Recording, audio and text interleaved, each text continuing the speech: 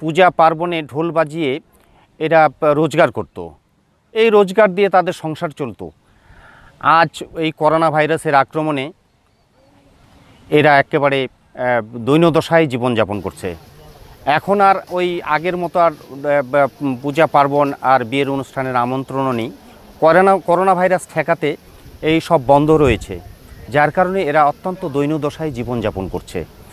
একদিকে যেমন এরা দৈন্যদশায় জীবনযাপন করছে, অপরদিকে এই সংস্কৃতিটি প্রায় বিলুপ্তি হয়ে যাচ্ছে। দাদা, আমার বাপ দাদা কাল থেকেই আমরা এই পেশা আমরা করে আসি, বহুদিন থেকে।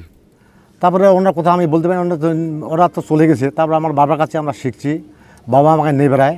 শুধু এই কর্ম ছাড়া আর আমার কোনো পথ নাই। এই কর্ম আমরা করে না থাকি, বা এই কর্ম আমরা জীবনে আমরা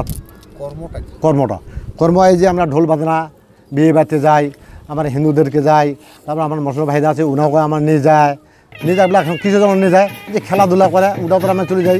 তারপর দুর্গা পূজা আসে বা কালী পূজা আসে, আমার হিন্দুদেরকে কালী পূজা আসে, দুর্গা পূজা করে, ওগুলাতে আমরা যাই। এখন ওগুলাও চলে না। কী জন্য চলে না বলবে যে এখন কী জন্য চলে না? এই যে এখন করোনা ভাইরাস আসছে, এটার জন্য চলতেছে না।